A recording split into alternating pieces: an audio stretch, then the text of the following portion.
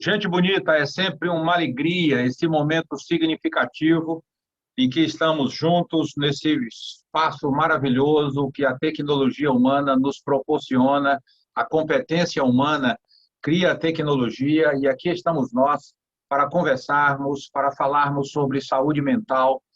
E esse é nosso quinto encontro, quando estamos desenvolvendo a série da temática saúde mental dentro de um contexto de pandemia, dentro de um programa que eu tenho estabelecido como psicólogo clínico, falando a respeito da saúde mental e o pensar certo. Hoje nós temos o nosso quinto encontro, quando vamos falar do quinto pilar da saúde mental, que é a espiritualidade saudável. Diante disso, eu queria só relembrar os 4 pontos anteriores que já falamos e estão, inclusive, disponíveis, que você pode pegar o link em nossa gravação, mas falamos a respeito do pensar certo, que tem a ver com a competência mental de administrar seus pensamentos. Nós não temos o controle dos pensamentos, mas temos a administração do pensamento, em que você avalia a realidade, aceita a realidade, reconhece as competências pessoais, elabora um plano de ação e age. E eu tenho visto que isso funciona mesmo. Tem funcionado em minha vida e tem funcionado na vida daqueles que tenho acompanhado diariamente como psicólogo clínico. E nós falamos também a respeito do segundo pilar, que é a atividade física. Eu estou mais do que convencido, e as pesquisas científicas têm me mostrado soberbamente que a atividade física é benéfica para todas as funções corporais, inclusive a saúde mental. Então, eu sou um defensor ferrenho de que não importa a atividade física, você precisa fazer atividade física. O sedentarismo é o pai de praticamente todos os adoecimentos. Então, nós precisamos cuidar da nossa saúde e isso é de nossa competência, de nossa responsabilidade. Então, você precisa sair do sedentarismo para você conquistar saúde mental e melhorar todo o funcionamento corporal. E eu defendo uma tese que é o corpo desinflamado. Nós precisamos desinflamar o corpo e isso faz um bem gigantesco. O terceiro pilar é a alimentação saudável. Nós precisamos comer bem e o nosso remédio precisa ser a comida. Hipócrates, o pai da medicina, defendia exatamente essa tese, que o seu alimento seja o seu remédio. Então, o benefício de uma alimentação saudável é soberbo e a ciência também tem comprovado. Mas, em quarto lugar, eu falei também sobre o grupo de apoio. A importância de nós termos pessoas, porque pessoas precisam de pessoas para serem pessoas. E assim nós nos completarmos neste somatório em que eu ajudo você e você me ajuda nesta convergência saudável da existência humana. Então, o grupo de apoio é fundamental. E hoje, então, nós chegamos ao quinto e último pilar do meu programa de saúde mental, que é espiritualidade saudável. A espiritualidade está presente no humano, no planeta inteiro. Desde que o homem é homem, existe a manifestação de uma busca pela transcendência. Eu entrei em contato com o pensamento de um pensador antigo chamado Plutarco. Ele disse o seguinte: se percorreres a Terra, encontrarás cidades sem fortificações, sem literatura, sem rei, sem moeda e sem teatro. Uma cidade, porém, sem templo e sem divindade, ninguém jamais encontrará. Ele disse isso há quase 2000 anos. E quando eu entrei em contato com o pensamento de Plutarco, eu fiquei me perguntando, como cientista, será que isso é verdade ainda hoje? Será que se comprova que todas as cidades do mundo têm uma manifestação religiosa? Então, eu fui fazer essa busca, lendo sociologia, buscando na antropologia, buscando nas manifestações culturais no mundo, e eu comprovei que ainda hoje, século XXI, nós estamos, de fato, dentro daquilo que Plutarco afirmou, uma cidade, porém, sem templo e sem divindade, ninguém jamais encontrará. No mundo inteiro, onde quer que esteja o ser humano, há uma manifestação religiosa. E esse ser busca um ser superior, que ele dá o nome que ele quiser, mas é a busca da transcendência. Ele adora um animal, ele adora uma árvore, ele adora a lua, adora o sol, adora a mata, adora um rio, adora cristais, adora uma força superior, adora um ser que ele denomina de Deus, de Xamã, de Yahvé, de Oxalá. Não importa o nome que ele dá a este ser superior. O que eu quero que você entenda, que há uma busca humana por um ser superior, que nós não sabemos onde ele está, não sabemos como ele é, não sabemos defini-lo, mas o que sabemos é que o coração humano busca a transcendência. Eu encontrei num texto sagrado dos cristãos, no livro de Eclesiastes, capítulo 3, versículo 11, que diz o seguinte: Deus pôs a eternidade no coração do homem. Aqui está um dos segredos que a Bíblia Sagrada, livro sagrado dos cristãos, afirma com contundência. O homem busca um ser superior, porque Deus colocou nele a busca pela eternidade. Diante disso, hoje buscaremos dois tipos de olhares. Um olhar para mim e um olhar para além de mim. Essa é uma necessidade fundamental de pensarmos hoje à noite, pensando religião e espiritualidade, numa dimensão muito clara em mim e além de mim. Se eu pensar, por exemplo, o aspecto religioso hoje, as religiões de hoje vão muito bem. Elas têm muita força política, há religiões que governam nações, há religiões que são estabelecidas como religião da nação, há uma potência econômica imensa no projeto religioso e há uma presença midiática maior do que no século passado. Então, o século XXI tem uma presença na mídia da religião com uma força imensa, que jamais imaginávamos no início do século XX que isso aconteceria, quando muitos pensadores afirmavam que a religião morreria. A religião está ultrapassada? Essa é uma pergunta da maior importância. O projeto religioso está ultrapassado? De tempos em tempos, nós ouvimos a afirmação desde Nietzsche: Deus está morto. Essa é a afirmação que Nietzsche preconizou e que depois dele muitos abraçaram esta ideia. E periodicamente esse tema aparece no pensamento humano: Deus está morto. Hoje, contudo, se fala na customização da fé. O preço da fé, a barganha da fé, a troca da fé. Mas a pergunta que se impõe para nós, e eu não irei tentar respondê-la, é a seguinte: quem é Deus? Quem é este ser que todos os homens, enquanto seres culturais, estão em busca de conhecê-lo, de saber onde ele está e como ele se manifesta? Quem é Deus não é uma pergunta que a ciência tem a resposta.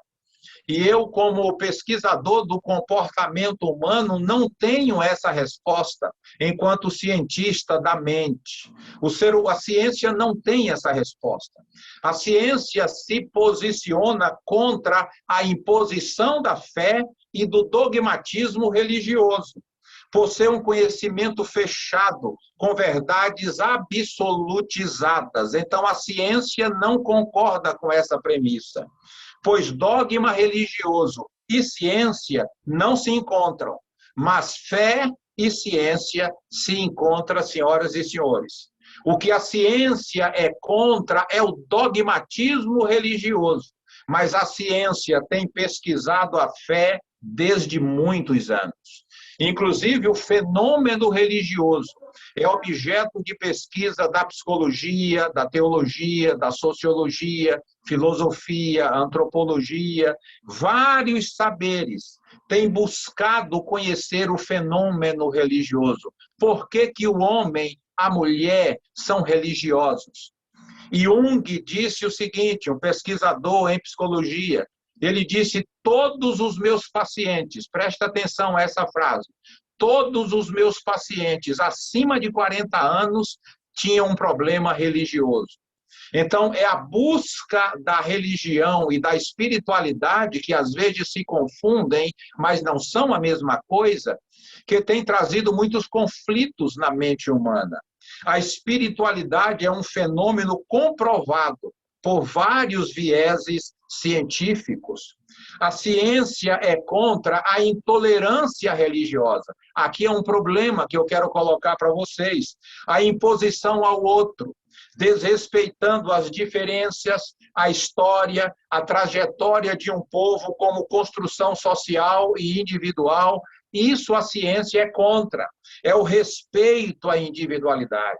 Não tolerar o outro do jeito em que ele é e crê, é aniquilar, por exemplo, terreiros de orixás e macumba, aniquilar igrejas, queimar mesquitas. Isso é absurdamente contrário àquilo que a ciência defende, pois a sua existência é uma ameaça para mim. Então, eu vou destruir aquele espaço de celebração da fé que é contra mim, porque eu não tolero que sejam contra aquilo que eu acredito. A isso, a ciência não respeita, não admira, e ela advoga contra a intolerância religiosa. Logo, a ciência busca responder o como das coisas, mas não tem o porquê das coisas. Preste atenção nisso. A ciência só é capaz de responder como as coisas funcionam, mas a ciência não pode e não sabe responder por que as coisas funcionam. Por exemplo, a lei da gravidade.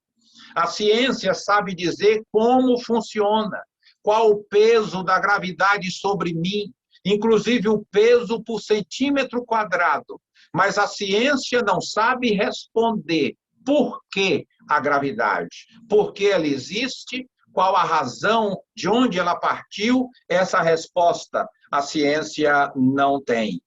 Segundo um pesquisador, foi professor da Unicamp, Rubem Alves, a ciência não possui a rede capaz de pegar todos os peixes do lago. Então, a ciência tem mais humildade do que a religião, porque apesar dela ter seus dogmas, e quem já fez mestrado e doutorado e pós-doutorado sabe disso, que a ciência tem seus métodos e seus caminhos, e você precisa se enquadrar neles, isso é dogmático. Mas no consultório psicoterapêutico é um lugar de respeito ao outro em todas as suas manifestações e crenças. Então, nós precisamos compreender essa dinâmica profunda da vida humana, em que nós precisamos respeitar o outro. Então, o consultório de psicoterapia não é um espaço para dogmatização, mas de acolhida. No set terapêutico, nós, como profissionais da escuta, nós acolhemos a todos indiscriminadamente. Lugar de suspeição, de julgamento. Nós praticamos exatamente essa ciência, suspensão de julgamento, onde o outro pode ser ele mesmo, do jeito que ele quiser. Então, ele é acolhido em sua crença, em sua manifestação religiosa, ele é respeitado em todos os seus aspectos e não é imposto a ele nenhum dogma religioso. Na contemporaneidade, com frequência, as pessoas se declaram como espiritualistas. Perguntamos, o que significa ser espiritualizado? E aqui eu trouxe algumas respostas científicas. Primeira, a rejeição do materialismo político, econômico, filosófico ou ateísmo em geral. A crença numa força superior ao homem, que confere sentido à vida. Isso é uma definição de espiritualidade. Distanciamento em relação às religiões formais e tradicionais. Hoje existe um projeto de rejeição à religião institucionalizada. Espiritualismo pode ser definido como autoajuda, esoterismo, consumo de alucinógenos como prática religiosa. Busca sincera de encontrar na religião sua verdadeira essência. Então, a espiritualidade contemporânea passa por esses vieses. Diferenciar o que é espiritualidade de religiosidade, o que não é um ponto de vista científico, não é uma tarefa simples.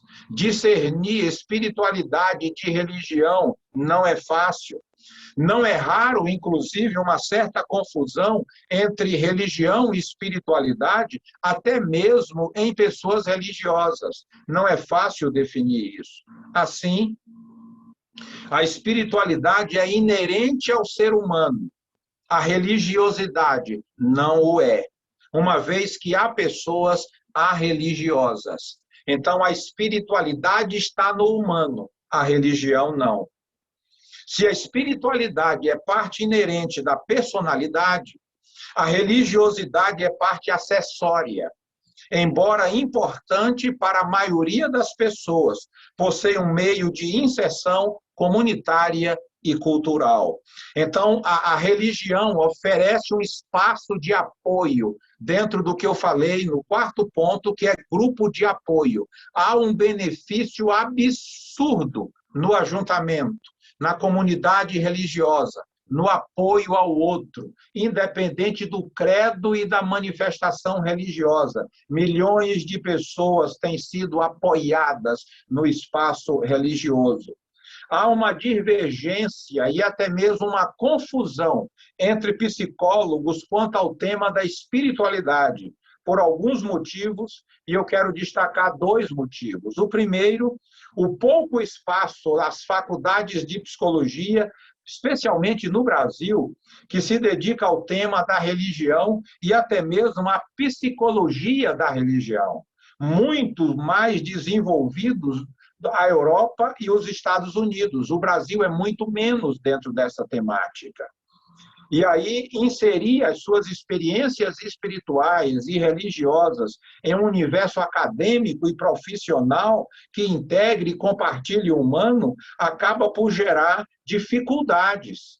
Desenvolver essa temática não é fácil. O tema da espiritualidade não tem sido discutido, especialmente no meu viés de psicologia, como eu acho que deveria ser-lo.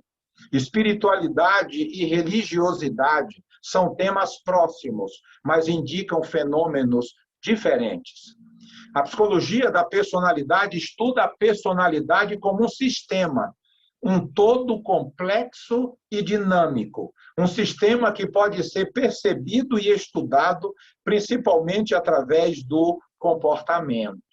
Então, pensando em termos de personalidade, a espiritualidade é a estrutura, a religiosidade é o processo de manifestação. O campo do estudo da personalidade trata de dois aspectos, da pessoa como um todo e das diferenças individuais. O que se procura é compreender o comportamento humano, através da maneira como cada indivíduo funciona na interação dos diversos aspectos que compõem seu todo, seu jeito complexo de ser.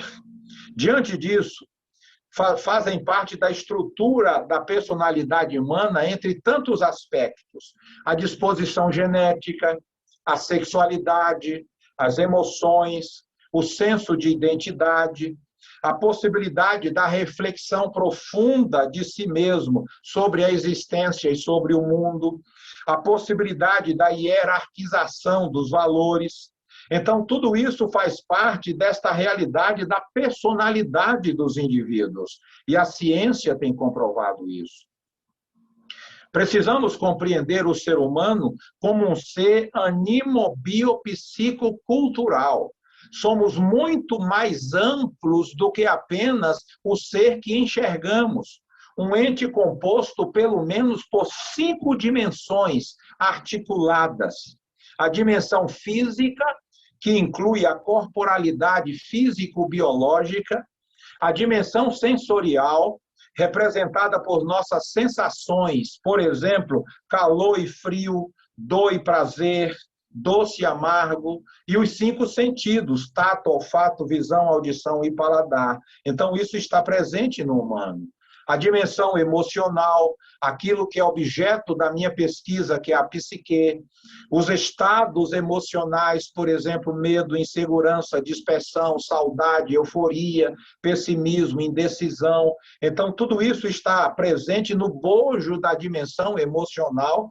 Em quinto lugar, a dimensão espiritual. Aqui tem a ver com a transcendência do humano, quando o humano busca encontrar o ser além de si, que é totalmente diferente de si. Kaubá definia Deus dizendo que ele é o totalmente outro. Deus é o totalmente outro.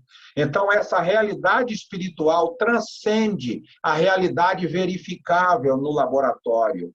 Nem por isso deixa de ser realidade para quem se volta para ela e se compromete com ela. A espiritualidade parte da compreensão de que as outras 4 dimensões não esgotam o humano. Eu tenho falado para vocês em todos esses encontros que o humano é grande demais para ser definido por uma dimensão só. E eu tenho percebido, tanto no consultório de psicologia, quanto em minhas conferências em vários espaços religiosos e empresários e em universidades, que nós não estamos percebendo a grandeza humana. A capacidade humana é muito maior do que aquilo que eu sei e daquilo que eu percebo. E a realidade espiritual que existe para mim, na medida em que me comprometo com ela. Aqui é a realidade da dimensão da espiritual. Abrange todos os valores éticos, conhecimentos filosóficos, e só podem ser confirmados via intuição, que é uma competência do humano. Entro na dimensão espiritual, no momento em que me identifico com algo ou alguém transcendente e sinto um apelo pessoal incondicional. É aquela questão que chamamos de experiência pessoal. E essa experiência pessoal é inquestionável. É a questão do encontro do ser humano com o ser transcendente, que a ciência respeita profundamente e não é objeto de comprovação. O elemento humano é um ser que vive em uma cultura a qual é configurada social, geográfica, historicamente, inclusive espiritualmente. A cultura compõe um campo de configuração do ser humano, embora não o determine. Então, o fato de nascermos em determinadas culturas, recebemos influências espirituais e religiosas desta cultura. Já a religião, queridos e queridas, é um sistema de orientação, um objeto de devoção que produz um dogma. É aqui que a religião se diferencia da espiritualidade. A espiritualidade não se dogmatiza, a religião sim. A religião possui símbolos que evocam sentimentos de reverência, de admiração, de adoração, além de estarem associados a uma ritual, um processual rituoso. Na religião, encontramos sentimentos, atos e experiências humanas em relação ao que se considera sagrado. Então, a religião considera sagrada pessoa, livros, lugares e objetos sagrados, o que varia de lugar para lugar e de povo para povo. Aquilo que é objeto sagrado para um povo não tem nenhuma sacralidade para outro povo, mas a ciência busca respeitar essa adoração e essa veneração por um livro, por pessoas e por objetos. Na religião, encontrar-se-ão alguns elementos comuns, e eu queria chamar a sua atenção para isso. O primeiro elemento é o elemento mitológico, especialmente na origem e no fim.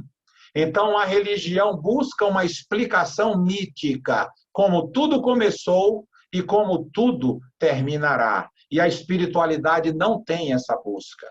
O mito se expressa em linguagem poética, rica em metáforas e analogias. A linguagem mítica, senhoras e senhores, é uma maneira ilusória ou falsa de falar, mas uma forma de linguagem respeitada pela ciência. A metáfora é uma forma de linguagem mítica, simbólica, que vem sendo utilizada há séculos e há milênios pela história humana sobre a Terra. Na religião, nós temos os rituais, nós temos os símbolos, nós temos as culturas, nós temos as normas morais sobre como lidar com a vida, com o mundo e com as pessoas. Aí nós temos a congregação de pessoas no espaço social.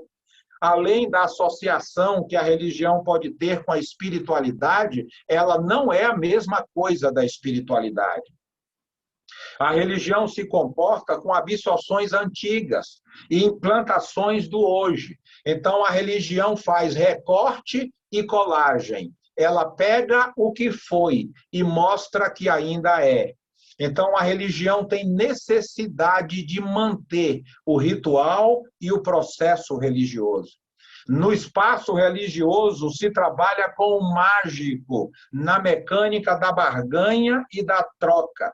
Infelizmente, a instituição religiosa propaga exatamente a barganha, a troca, só entende esta linguagem. Ou seja, as religiões corporativas trazem em seu bojo algumas ideias. Isso aqui está presente na religião, que são as seguintes: a ideia de proteção.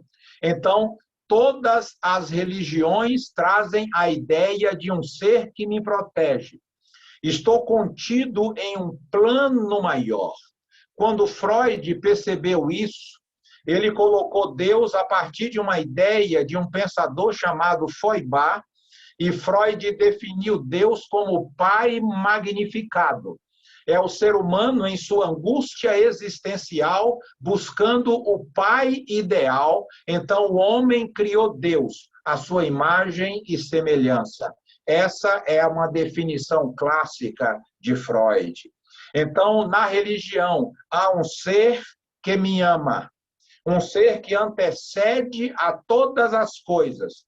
E tudo o que acontece para mim tem um sentido prévio e importante. É isso que a religião prega.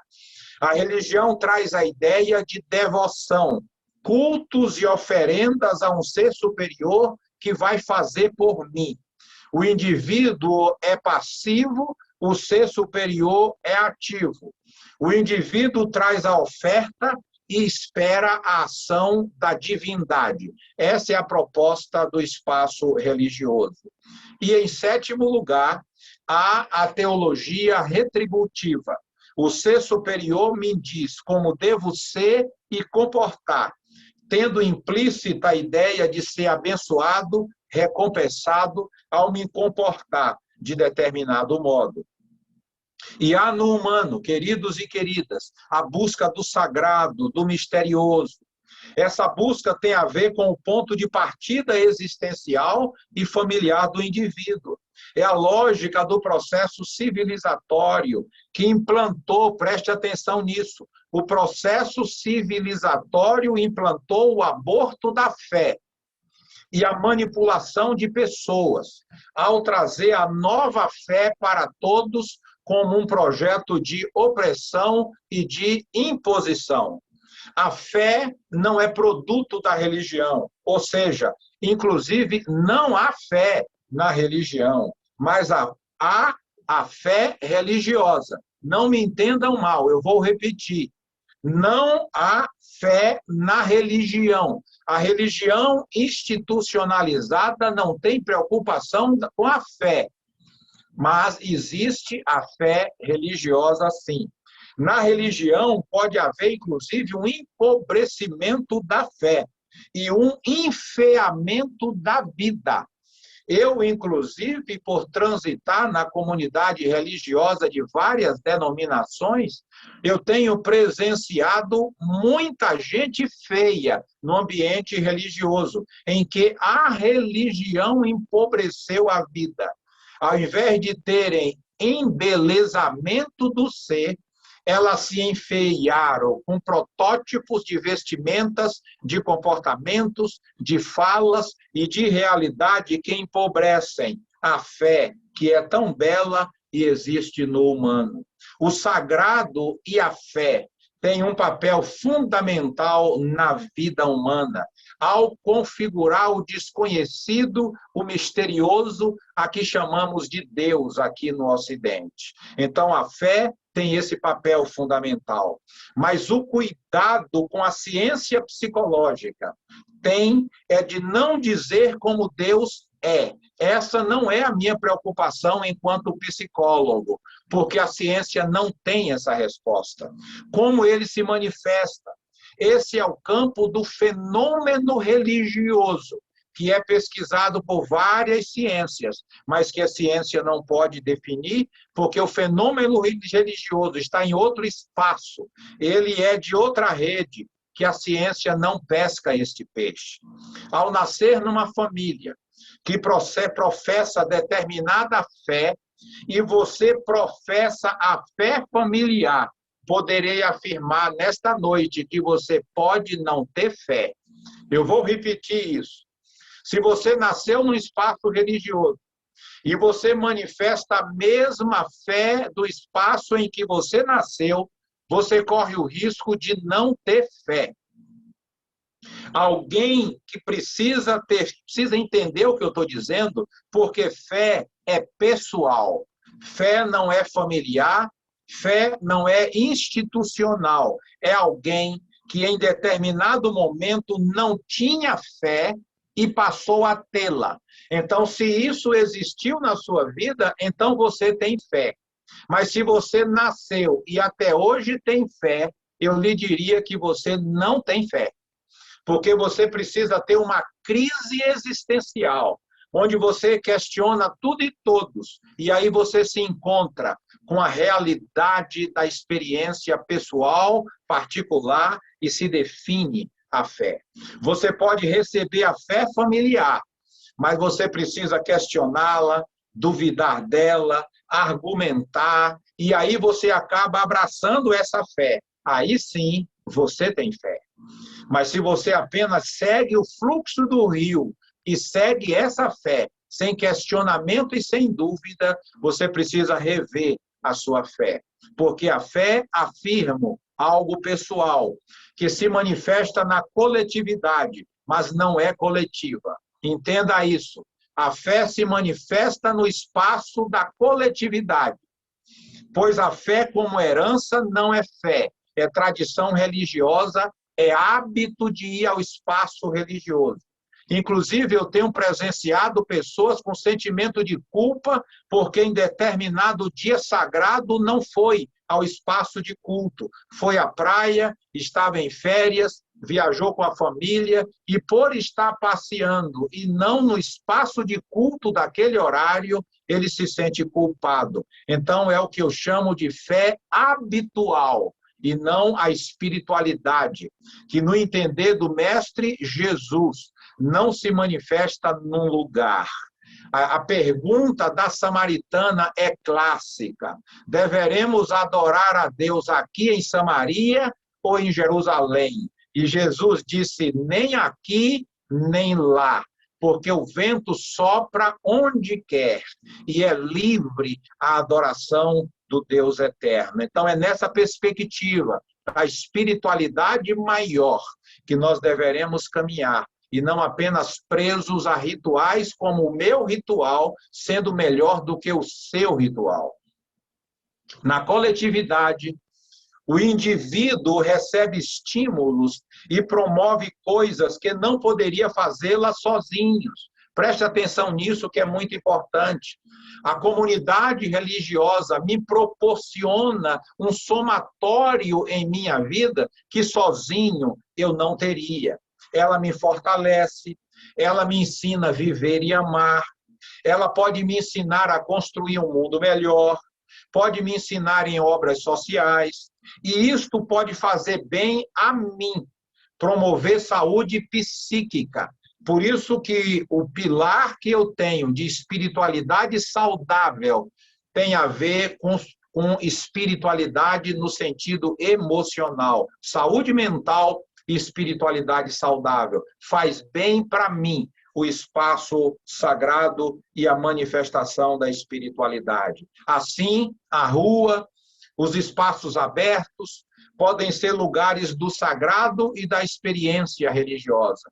E aí eu volto à experiência do Cristo, em que nas montanhas, nas praias e ao ar livre, ele manifestou a sua espiritualidade. Não estava preso a um ritual, a um lugar sagrado, a um espaço onde só ali se manifesta a fé. Perceber a força do coletivo é muito importante, mas não deve tirar a individualidade, mas nutre e faz crescer a dimensão da espiritualidade. Então, de um modo, sobremodo importante, quando se constrói estereótipos humanos no espaço religioso, aqui é danoso, quando se veste igual, quando se fala parecido, quando se anda igual, aqui desumanizou o elemento humano. Soma o único de cada um, que agrega valor ao grupo reunido. Aqui é extraordinário. Quando a minha fé se une à sua fé e se manifesta no espaço religioso, mas eu não imponho sobre você e você não impõe sobre mim. Mas a experiência de fé não deve ser imposta a ferro e fogo, como se, não tendo a sua fé, eu preciso morrer, porque eu não posso manifestar a minha fé. Mesmo porque Deus fica com a cara da seleção sagrada que o teólogo ou o doutrinador faz do livro sagrado. Isso aqui é importante.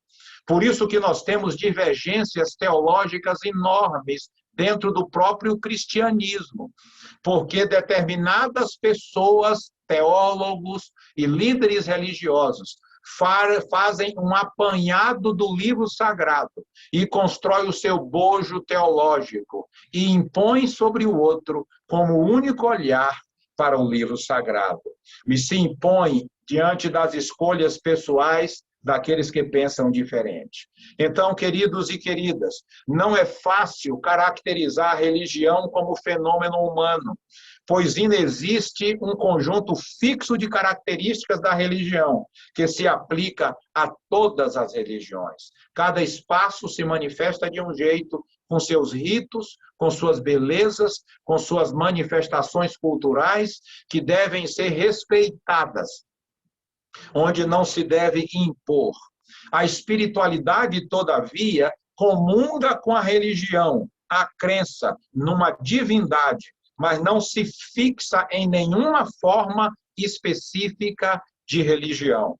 Diante disso, a espiritualidade saudável que eu defendo, no olhar científico, não exclui a possibilidade de uma pessoa acreditar numa forma específica de divindade, nem exclui nenhuma fé religiosa como forma específica de vivenciar a dimensão espiritual do humano. É respeito.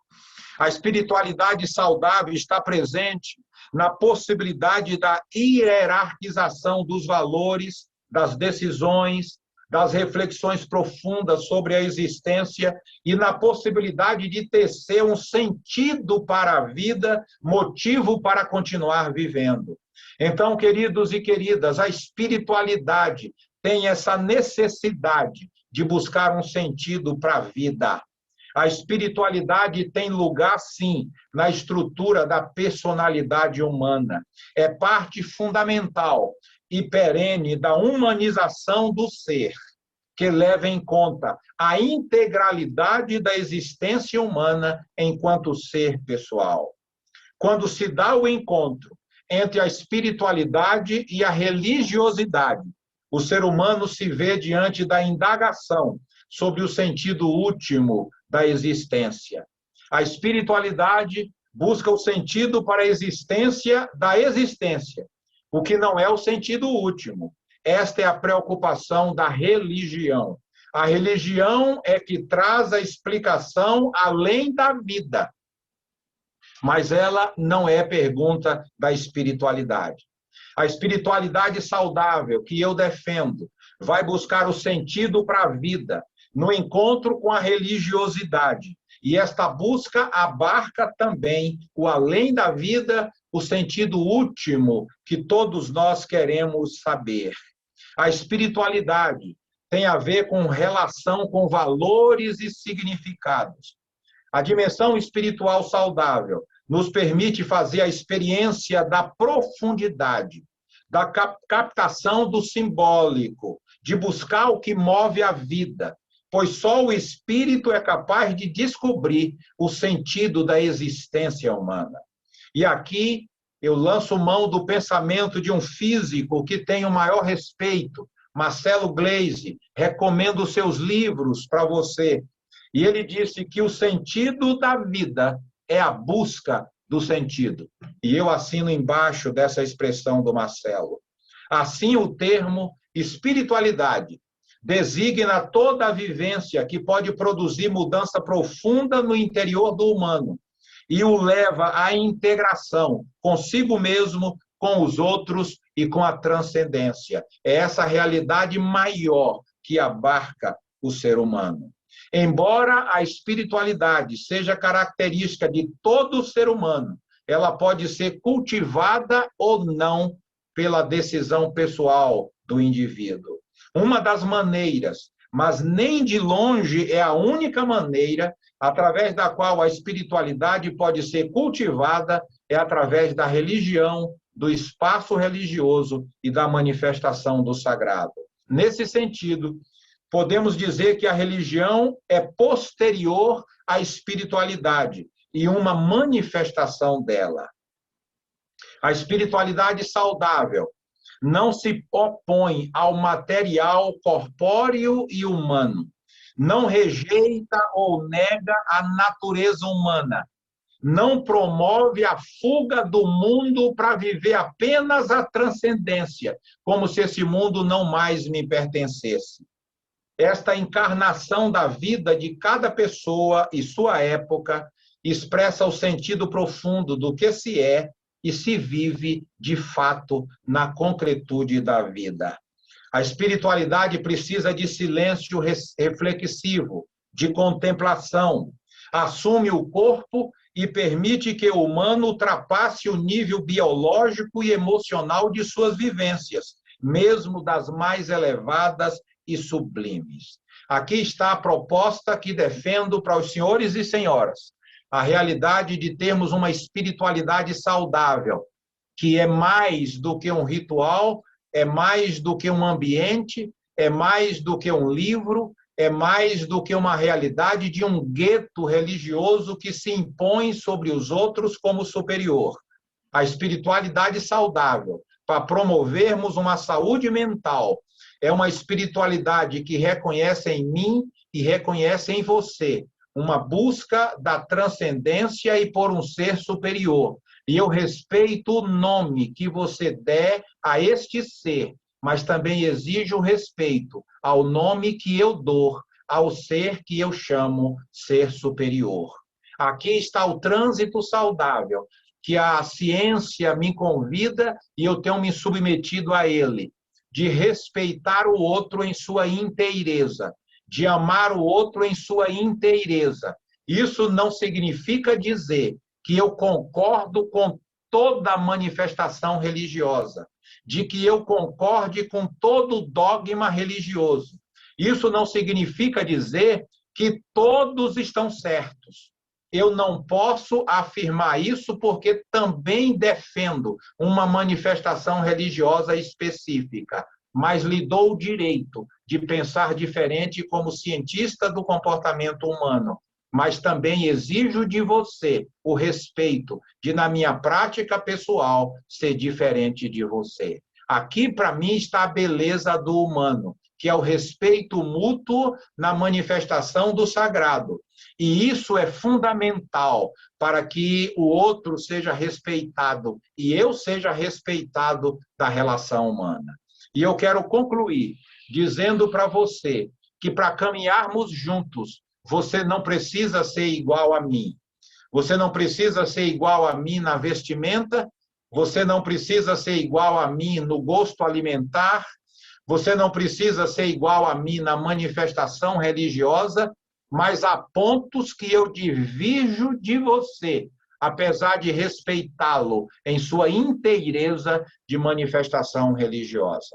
Aqui está a beleza que eu considero da saúde mental. É olhar para você diferente de mim e respeitá-lo na beleza da sua manifestação religiosa. Mas isso também não quer dizer que eu não devo exigir de você respeito. Eu não posso violentá-lo, mas também eu exijo não ser violentado, não ser agredido em minha crença e em minha manifestação religiosa. Eu entendo, queridos e queridas, que se nós praticarmos uma espiritualidade assim, de uma espiritualidade bonita, em que nós encontramos modelos na história de espiritualidade saudável, e como também um homem de crença submisso a uma fé e ao espaço da coletividade. Eu declaro que também eu tenho no Cristo a manifestação daquilo que eu chamo de caminho para o sagrado, quando ele mesmo disse, eu sou o caminho, a verdade e a vida. Isso não quer dizer que eu preciso impor sobre você que acredite igual a mim. É respeito absoluto. Eu tenho na Bíblia um livro sagrado, mas eu não preciso queimar o livro sagrado do espírita, o livro sagrado do islamismo, o livro sagrado qualquer, porque isso é imposição e a ciência é contra essa realidade. Então, queridos e queridas, respeitemos a individualidade humana, mas entendamos a espiritualidade que pode ser saudável, bonita e extraordinária no viver humano. E eu concluo com o pensamento de Plutarco. Se percorrermos o mundo, não iremos encontrar uma sociedade sem uma manifestação religiosa, sem templo e sem divindade, porque existe no humano a busca pela eternidade e pela transcendência. Essa busca está em mim, essa busca está em você. O meu desejo é que você a encontre. Não tem que ser do meu jeito, mas o meu desejo é que você não se desequilibre psiquicamente e nem que a sua manifestação religiosa enfeie a sua vida. Por isso, eu desejo a você uma espiritualidade saudável e que o Deus eterno abençoe a sua vida profundamente na compreensão de uma espiritualidade que pode ser bonita, que pode agregar valor e que pode enriquecer a existência. Um grande abraço, que Deus abençoe grandemente a sua vida.